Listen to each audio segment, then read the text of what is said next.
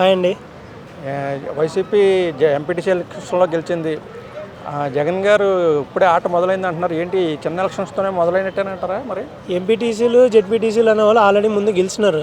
వాళ్ళతోనే ఎంపీపీను జెడ్పీ చైర్మన్గా జరుగుతున్నాయి. సో ఆ సీట్లు గెలిచిన ఎవరివి? వైసీపీ గవర్నమెంట్వే. సో అలాంటి కరుడు కట్టిన కార్యకర్తలు ఉన్నారనమాట. కార్యకర్త ఎంపీటీసీగా పనిచేస్తాడు, కార్యకర్త జెడ్పీటీసీగా కూడా పనిచేస్తారు. మీకు జీరో ఉన్న చోటు కూడా మీరు లాక్కోవాలని ట్రై చేస్తున్నారు. మీరు ఎన్ని ప్రలోభాలు పెట్టినా ఏంది పెట్టినా కార్యకర్తలు మటుకు పార్టీ మారనమాట. ఎమ్మెల్యేలు మారచ్చు, ఎంపీలు మారచ్చు, ఏమంటారు పార్టీలకు వచ్చి మంత్రి పదవులు అనుభవించుండొచ్చు, వాళ్ళ కోసం వెళ్ళిపోయే వాళ్ళు ఉంటారు. కానీ మా జననేత జగన్మోహన్ రెడ్డి గారి కార్యకర్తలు మా పార్టీ వదిలేసి ఎక్కడికి పోరు. ఇంకా స్టిల్ మా కార్యకర్తలకి 5 సంవత్సరాలు ఏం చేయలేకపోయినాడు.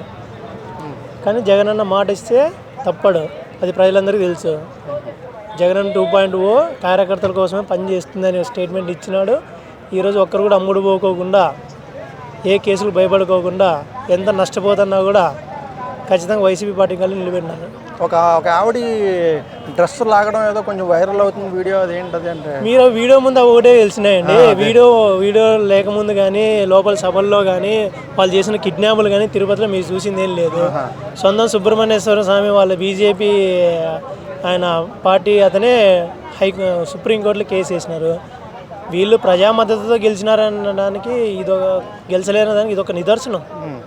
ఈవీఎంలతో గెలిచిండొచ్చేమో కానీ ప్రజా మద్దతు అయితే గెలిచలేదని అనుకుంటాం. మీరు గెలిచిందంటే పరిపాలించండి. 164 మంది ఎమ్మెల్యేలు ఉన్నారు, 21 మంది ఎంపీలు ఉన్నారు. ఎంపీ జెడ్పీటీలతో ఏం పని ఉందండి? ఇంకా చెప్పాలంటే ఎంపీ జెడ్పీసీ వాళ్ళు పోయినారు అనుకోండి, 2 సంవత్సరాలు వాళ్ళు డబ్బులు సంపాదించుకోవచ్చు, కానీ వాళ్ళ ఆస్తులు పోగొట్టుకునే అవసరమూ లేదు. కానీ స్టిల్ జగనన్నతో ఉన్నారంటే జగనన్న ఇచ్చిన ధైర్యం అలాంటిది అనమాట. అనవసరంగా అంటే పరువు తీసుకున్నారంటారా? లేనిపోని కిడ్నాప్లు అవి చేసి పరువు తీసేదేనండి, వాళ్ళ నమ్మకం లేదండి. వాళ్ళు చేయలేకపోతున్నారు. చేసేటట్లుంటే ఇంక 2 ఏళ్ళు ఎలక్షన్ పెట్టండి, సంవత్సరంన్నరే ఉంది. నువ్వు మంచి చేయి, ఎలక్షన్కి పో, ఎంపీటీ జెడ్పీ ఎలక్షన్కి గెలుసు, సాధించుకో పీఠాలు. నీకు జీరో ఉన్న చోట నువ్వు సింహాసనం ఎక్కాలంటే ఏదంటే అడ్డదారులు ఎక్కుతావా? అంటే ఇంకోటి, సుప్రీంకోర్టు గుజరాత్ విషయంలో ఒక తీర్పు ఇచ్చింది. దాన్ని వైసీపీ వాళ్ళు బాగా వైరల్ చేస్తున్నారు. సోషల్ మీడియాలో పోస్టులు పెడితే అది భావ ప్రకటన స్వేచ్ఛలోకి వస్తుంది, దాని మీద అరెస్టులు చేస్తే ఊరుకోమని చెప్పి సుప్రీంకోర్టు చాలా సీరియస్గా మాట్లాడింది. సో అంటే దాన్ని బాగా వైరల్ చేస్తున్నారు వైసీపీ నాయకులు. వైరల్ చేసినా చేయకపోయినా మీరు ఎన్నెన్న కేసులు పెట్టుకొని సోషల్ మీడియా కార్యకర్తల పైన ఇవి భావశిక్ష అంటున్నారు కదా, ఇదే వాళ్ళకు కూడా వర్తిస్తుంది. నెక్స్ట్ 5 ఏళ్ళ తర్వాత గవర్నమెంట్ వచ్చింది అనుకోండి, వాళ్ళకు కూడా వర్తిస్తుంది కదా. వీళ్ళే బాట వేస్తున్నారు కదా నెక్స్ట్ వచ్చే పార్టీకి. అప్పుడు జగన్మోహన్ రెడ్డి అధికారంలో ఉన్నప్పుడు ఎంతమంది ఎలాంటి పోస్టులు పెట్టలేదు, ఎవరు ఎందుకు తిట్టలేదు. డైరెక్ట్ జగన్మోహన్ రెడ్డి సభలోనే అన్నాడే, ఏమన్నాడండి అతన్ని ఏదో అన్నారు, బోసిడీకే అన్నారు. వాని కూడా పిలుచుకొస్తారు నెక్స్ట్కి. మళ్ళీ చెప్పినాడు కదా, 7 సంవత్సరాలు ఆపకుండా పిలుచుకొస్తామని. ఇంకా ఆంధ్రాలో ఉన్న వాళ్ళు మేము పిలుచుకొచ్చి లోపలికి వేసేది.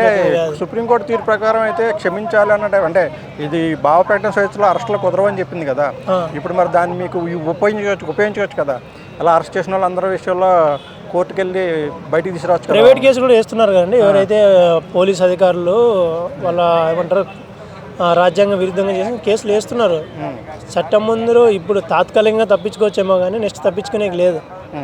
సో అంటే వైసీపీ వచ్చాక రివెంజ్లు ఉంటాయి. అయితే చెప్పారండి 2.0 ఓన్లీ కార్యకర్తల కోసమే. కార్యకర్తలంతా ధైర్యంగా ఉన్నారు. ఇప్పుడే ఒకరొకరంతా బయటకు వస్తున్నారు.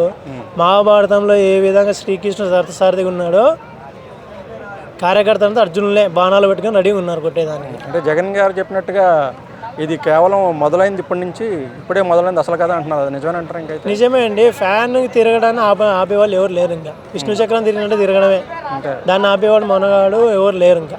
Okay, thank you.